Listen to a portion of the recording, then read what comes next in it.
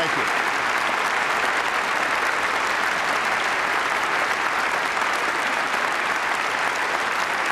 Thank you very much. Thank you. Thank you. Thank you so much. My Lord Chancellor, Mr. Speaker, Mr. Prime Minister, my lords and members of the House of Commons, I have known few greater honors than the opportunity to address the Mother of Parliaments at Westminster Hall. I am told that the last three speakers here have been the Pope, Her Majesty the Queen, and Nelson Mandela, which is either a very high bar or the beginning of a very funny joke.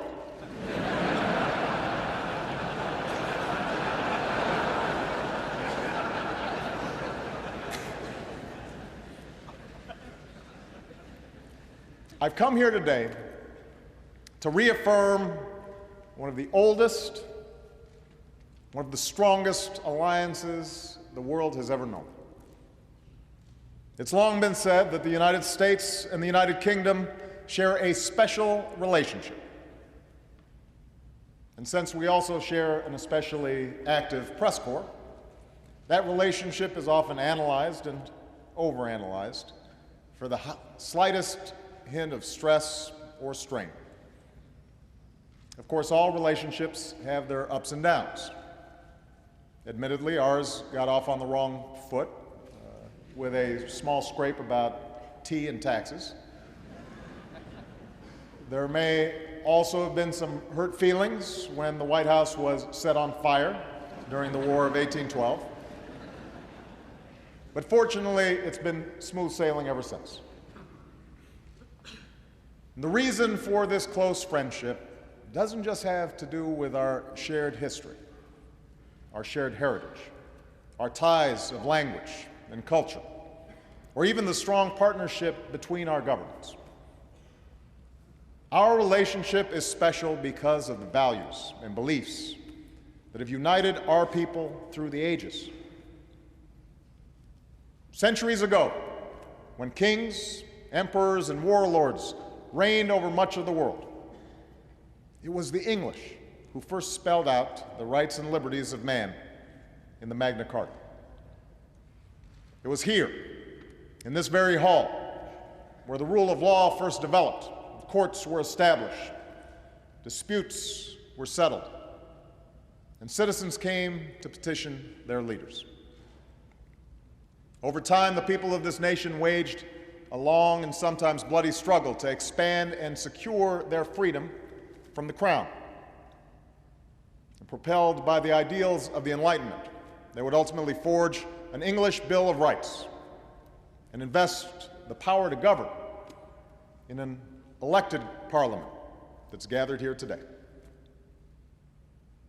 What began on this island would inspire millions throughout the continent of Europe and across the world. But perhaps no one drew greater inspiration from these notions of freedom than your rabble-rousing colonists on the other side of the Atlantic.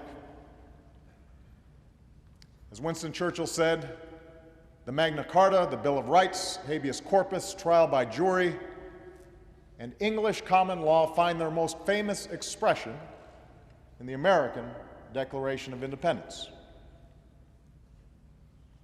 For both of our nations, living up to the ideals enshrined in these founding documents has sometimes been difficult, has always been a work in progress. The path has never been perfect.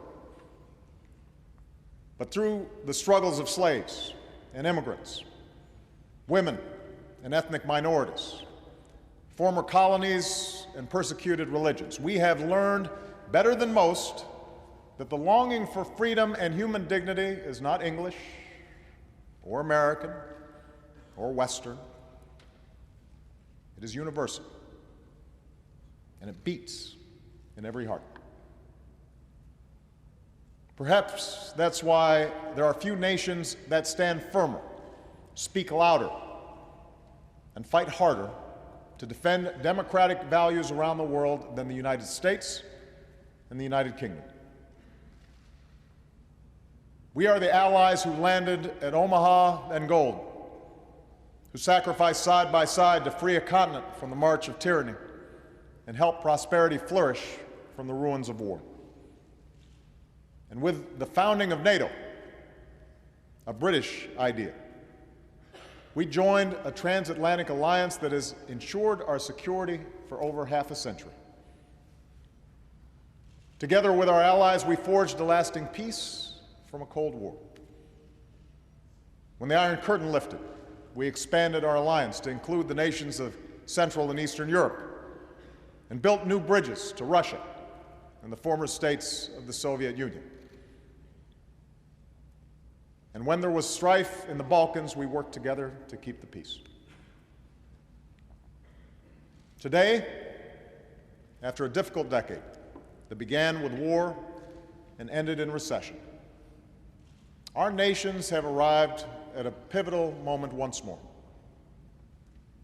A global economy that once stood on the brink of depression is now stable and recovering. After years of conflict, the United States has removed 100,000 troops from Iraq, the United Kingdom has removed its forces, and our combat mission there has ended. In Afghanistan, we've broken the Taliban's momentum and will soon begin a transition to Afghan lead. And nearly 10 years after 9/11, we have disrupted terrorist networks and dealt al-Qaeda a huge blow by killing its leader, Osama bin Laden. Together, we have met great challenges. But as we enter this new chapter in our shared history, profound challenges stretch out before us. In a world where the prosperity of all nations is now inextricably linked, a new era of cooperation is required to ensure the growth and stability of the global economy. As new threats spread across borders and oceans, we must dismantle terrorist networks and stop the spread of nuclear weapons, confront climate change, and combat famine and disease. And as a revolution races through the streets of the Middle East and North Africa, the entire world has a stake in the aspirations of a generation that longs to determine its own destiny. These challenges come at a time when the international order has already been reshaped for a new century. Countries like China, India, and Brazil are growing by leaps and bounds. We should welcome this development, for it has lifted hundreds of millions from poverty around the globe and created new markets and opportunities for our own nations. And yet, as this rapid change has taken place, it's become fashionable in some quarters to question whether the rise of these nations will accompany the decline of American and European influence around the world. Perhaps, the argument goes, these nations represent the future, and the time for our leadership has passed. That argument is wrong. The time for our leadership is now. It was the United States and the United Kingdom and our democratic allies that shaped a world in which new nations could emerge and individuals could thrive. And even as more nations take on the responsibilities of global leadership, our alliance will remain indispensable to the goal of a century that is more peaceful, more prosperous, and more just. At a time when threats and challenges require nations to work in concert with one another, we remain the greatest catalysts for global action. In an era defined by the rapid flow of commerce and information, it is our free market tradition, our openness, fortified by our commitment to basic security for our citizens, that offers the best chance of prosperity that is both strong and shared. As millions are still denied their basic human rights because of who they are or what they believe or the kind of government that they live under, we are the nations most willing to stand up for the values of tolerance and self-determination that lead to peace and dignity. Now, this doesn't mean we can afford to stand still. The nature of our leadership will need to change with the times. As I said the first time I came to London as president for the G20 summit, the days are gone when Roosevelt and Churchill could sit in a room and solve the world's problems over a glass of brandy. Although I'm sure that Prime Minister Cameron would agree that some days we could both use a stiff drink. In this century, our joint leadership will require building new partnerships, adapting to new circumstances, and remaking ourselves to meet the demands of a new era. That begins with our economic leadership. Adam Smith's central insight remains true today. There is no greater generator of wealth and innovation than a system of free enterprise that unleashes the full potential of individual men and women. That's what led to the Industrial Revolution that began in the factories of Manchester. That is what led to the dawn of the information age that arose from the office parks of Silicon Valley. That's why countries like China, India, and Brazil are growing so rapidly, because in fits and starts, they are moving toward market-based principles that the United States and the United Kingdom have always embraced. In other words, we live in a global economy that is largely of our own making. And today, the competition for the best jobs and industries favors countries that are free-thinking and forward-looking, countries with the most creative and innovative and entrepreneurial citizens. That gives nations like the United States and the United Kingdom an inherent advantage.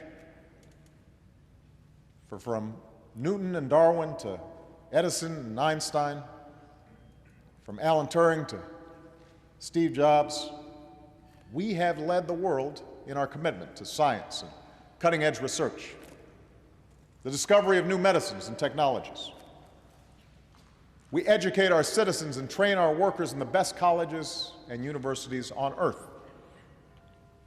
But to maintain this advantage in a world that's more competitive than ever, we will have to redouble our investments in science and engineering and renew our national commitments to educating our workforces. We've also been reminded in the last few years that markets can sometimes fail. In the last century, both our nations put in place regulatory frameworks to deal with such market failures. Safeguards to protect the banking system after the Great Depression, for example. Regulations that were established to prevent the pollution of our air and our water during the 1970s. But in today's economy, such threats of market failure can no longer be contained within the borders of any one country. Market failures can go global and go viral and demand international responses. A financial crisis that began on Wall Street infected nearly every continent, which is why we must keep working through forums like the G20 to put in place global rules of the road to prevent future excesses and abuse. No country can hide from the dangers of carbon pollution, which is why we must build on what was achieved at Copenhagen and Cancun to leave our children a planet that is safer and cleaner. Moreover, even when the free market works as it should, both our countries recognize that no matter how responsibly we live in our lives, hard times or bad luck, a crippling illness or a layoff may strike any one of us. And so part of our common tradition has expressed itself in a conviction that every citizen deserves a basic measure of security. Health care if you get sick, unemployment insurance if you lose your job, a dignified retirement after a lifetime of hard work. That commitment to our citizens has also been the reason for our leadership in the world. And now, having come through a terrible recession, our challenge is to meet these obligations while ensuring that we're not consuming, and hence consumed with a level of debt that could sap the strength and vitality of our economies.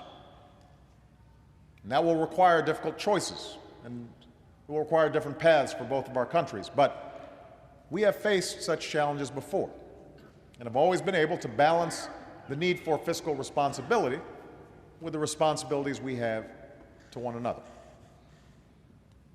And I believe we can do this again. As we do, the successes and failures of our own past can serve as an example for emerging economies. That it's possible to grow without polluting. That lasting prosperity comes not from what a nation consumes, but from what it produces and from the investments it makes in its people and its infrastructure. Now, just as we must lead on behalf of the prosperity of our citizens, so we must safeguard their security. Our two nations know what it is to confront evil in the world.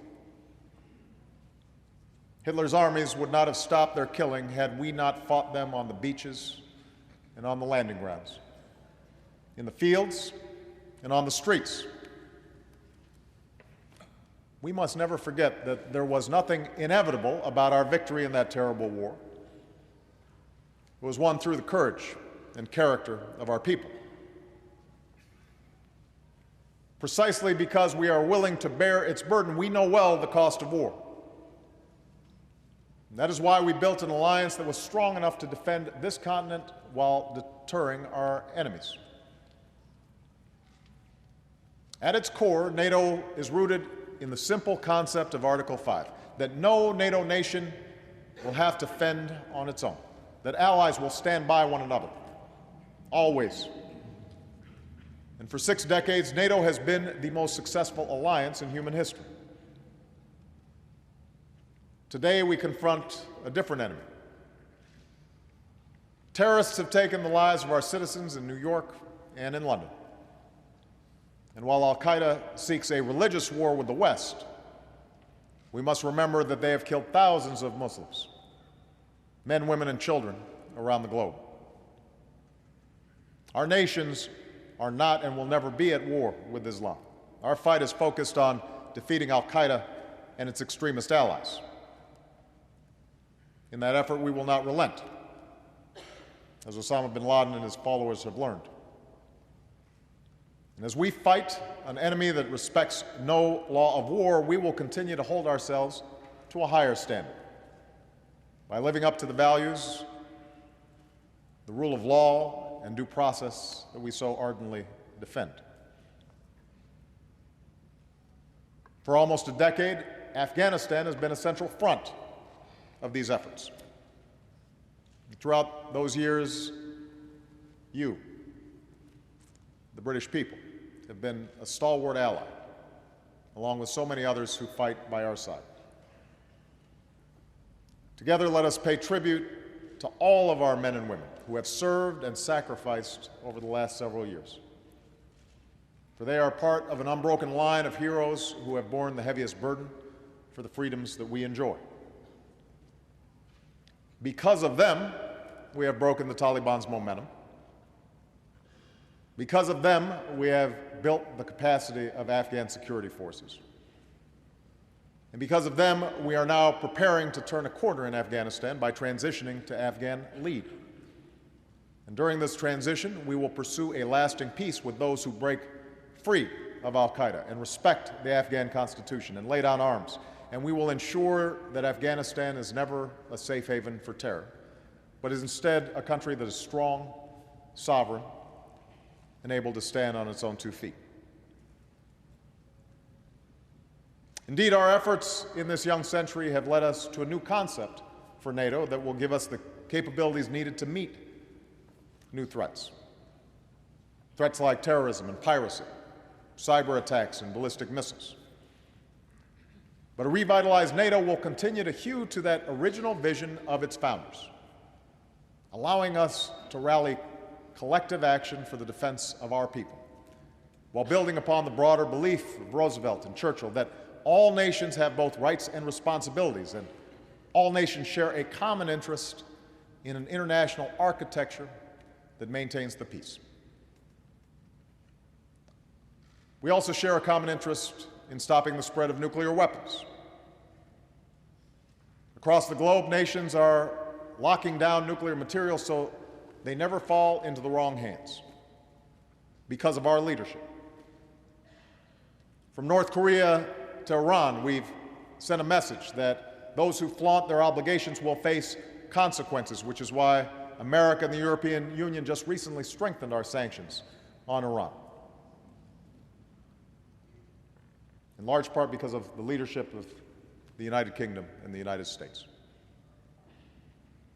And while we hold others to account, we will meet our own obligations under the Non-Proliferation Treaty and strive for a world without nuclear weapons.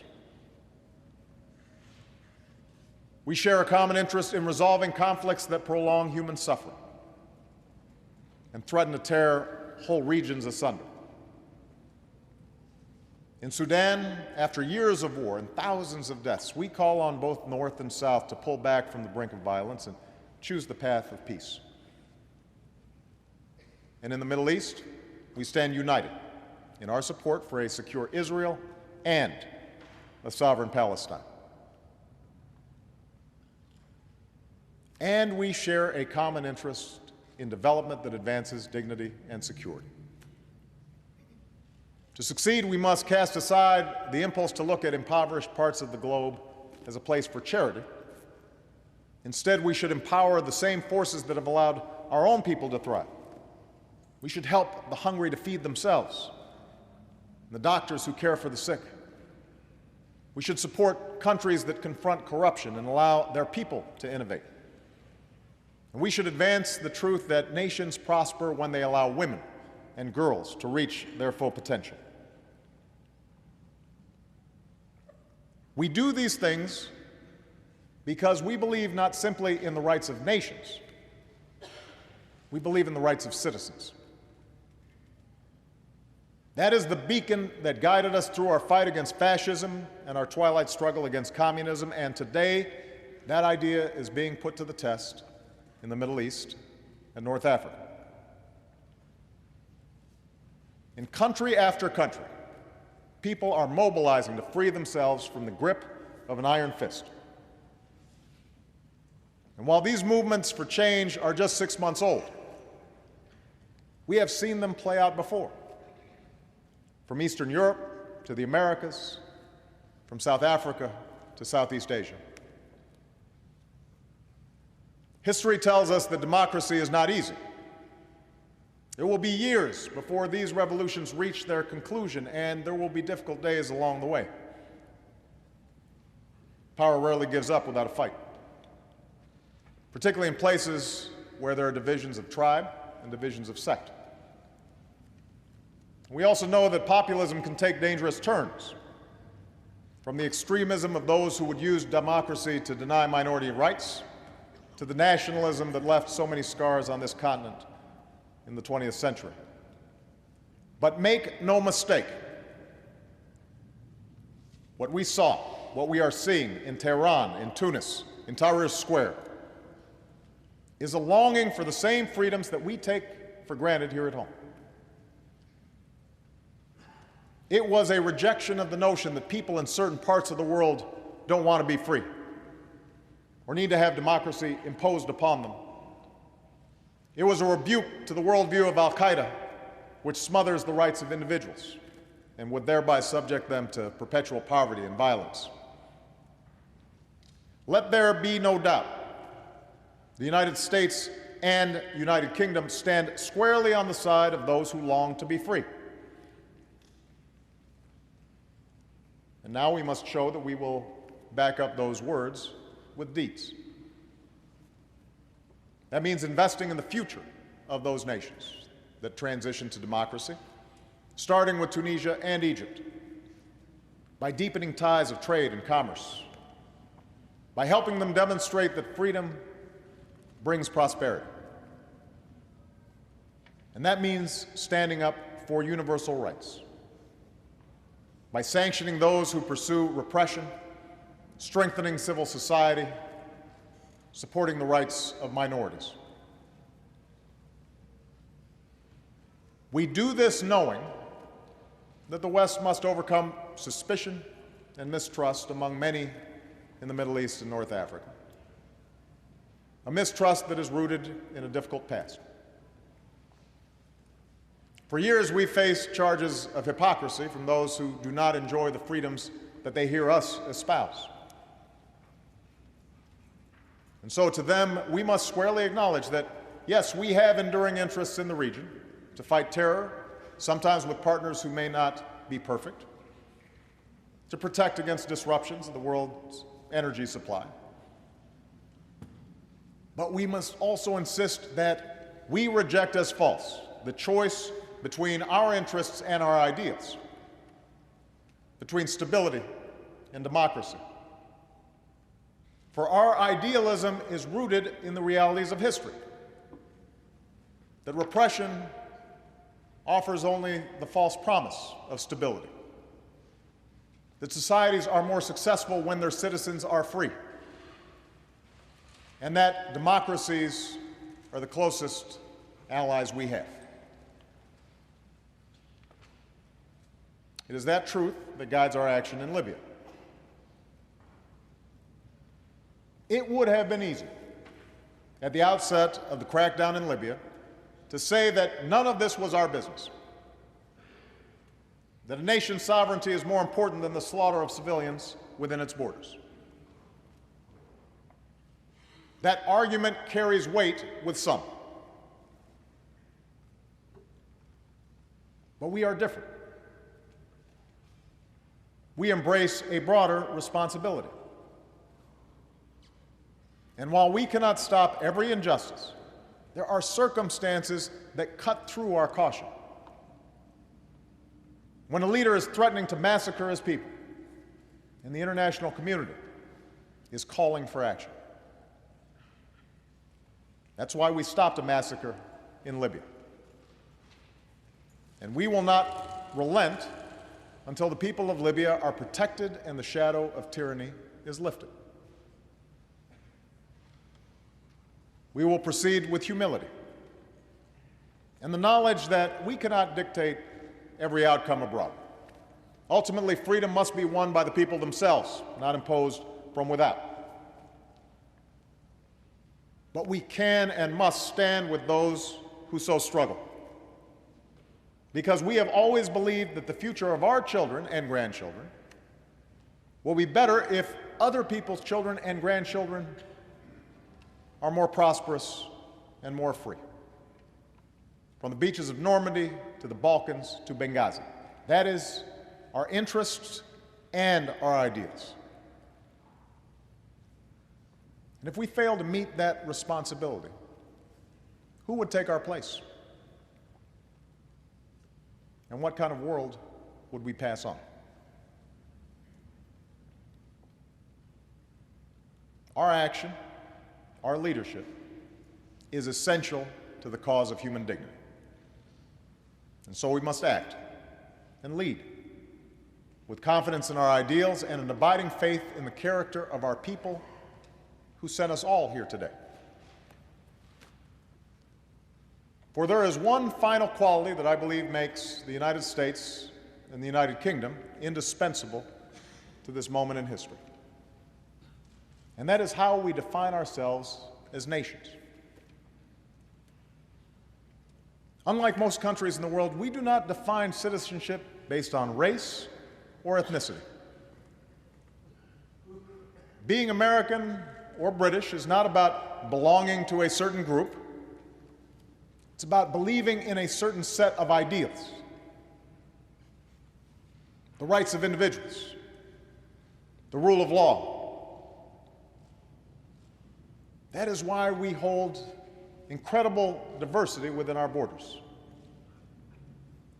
That's why there are people around the world right now who believe that if they come to America, if they come to New York, if they come to London, if they work hard, They can pledge allegiance to our flag and call themselves Americans. If they come to England, they can make a new life for themselves and can sing God Save the Queen just like any other citizen. Yes, our diversity can lead to tension. And throughout our history, there have been heated debates about immigration and assimilation in both of our countries.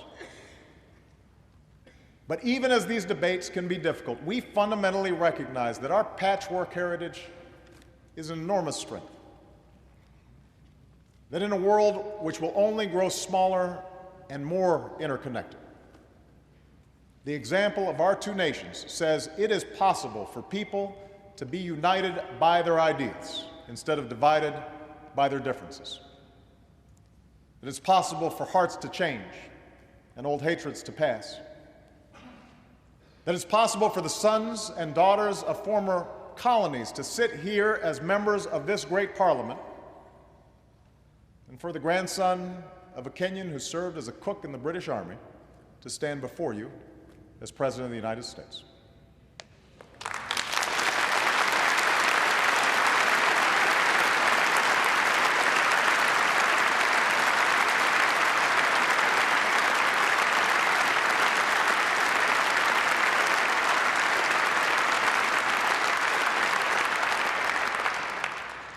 That is what defines us.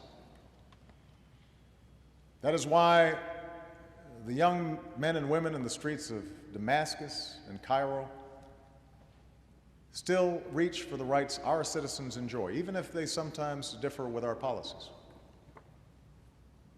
As two of the most powerful nations in the history of the world, we must always remember that the true source of our influence hasn't just been the size of our economies, or the reach of our militaries, or the land that we've claimed. It has been the values that we must never waver in defending around the world. The idea that all beings are endowed by our Creator with certain rights that cannot be denied. That is what forged our bond in the fire of war. A bond made manifest by the friendship between two of our greatest leaders. Churchill and Roosevelt had their differences. They were keen observers of each other's blind spots and shortcomings, if not always their own. And they were hard-headed about their ability to remake the world. But what joined the fates of these two men at that particular moment in history was not simply a shared interest in victory on the battlefield. It was a shared belief in the ultimate triumph of human freedom and human dignity. A conviction that we have a say in how this story ends. This conviction lives on in their people today. The challenges we face are great. The work before us is hard. But we have come through a difficult decade, and whenever the tests and trials ahead may seem too big or too many, let us turn to their example and the words that Churchill spoke on the day that Europe was freed. In the long years to come, not only will the people of this island, but the world, wherever the bird of freedom chirps in the human heart, look back to what we've done, and they will say, do not despair, do not yield, march straight forward. With courage and purpose, with humility and with hope, with faith in the promise of tomorrow, let us march straight forward, together, enduring allies, in the cause of a world that is more peaceful, more prosperous, and more just. Thank you very much.